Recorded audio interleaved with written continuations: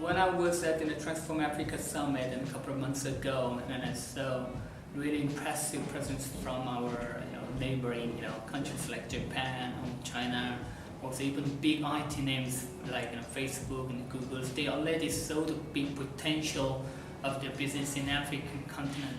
So, but while the African continent has been neglected for a while, especially from Korean business sector, and especially the blockchain is one of the hottest topics in Korea, and the Korean government is fully support the development of blockchain technology.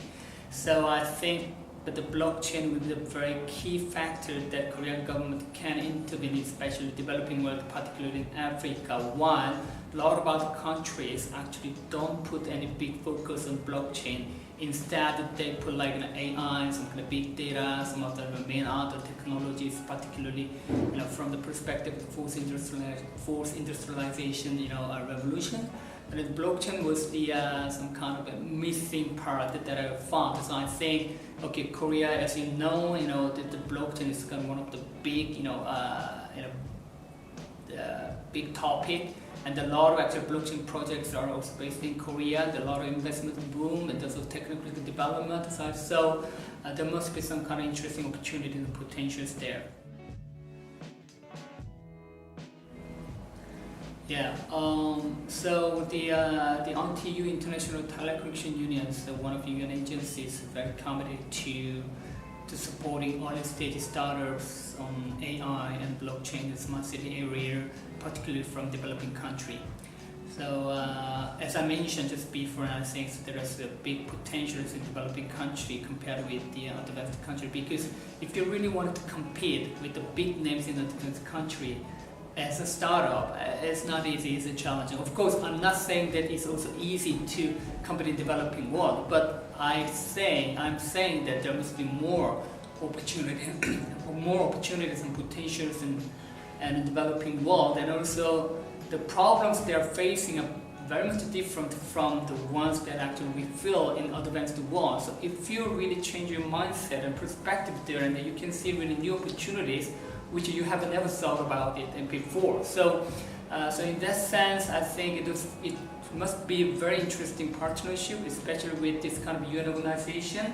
And also they have a very credible name value, and also they also have a very strong relationship with the government, especially from the developing country. So if you look at the developing country, a lot of business innovations and growth are very much driven by the central government, and this is very important to build a really good relationship with the government, which is something that this kind of UN organization can support and help. So I thought it must be a very mutually beneficial partnership with the United Nations organization. So this is why we decided to form a partnership with the United Nations in order to penetrate to the developing world. And then they have a particular interest in Africa, and time-wise, there was also a summit in Africa, which is called Transform Africa Summit. So I went there and I confirmed myself, yeah, this must be a really good and interesting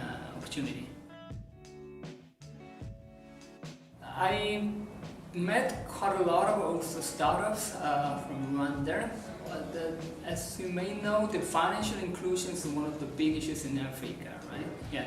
So this is why even the mobile payment already started in Africa even before the mobile payment started in the advanced world, like in M-Pesa, also MTN and the Momo. Those kind of mobile payment services are really widely available on the nationwide in different countries in Africa. And also obviously blockchain is seen as one of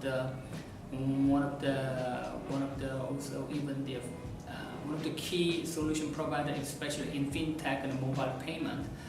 But I heard quite a lot of actually mobile payment or financial service related startups want to apply blockchain technology to their services, but they said that it's very difficult for them to learn or really also nurture their ecosystem, because very few blockchain projects have shown interest in Africa.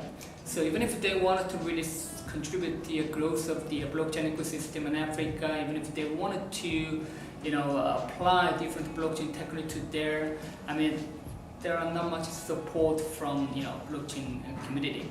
So this is one of the actually biggest response that I got while I was staying in the Transform Africa Summit, and I think maybe the Icon can be a good contributor to help them to expand the blockchain ecosystem, but also it'll be good for Icon to expand our own Icon ecosystem in Africa, which is very emerging market that I see.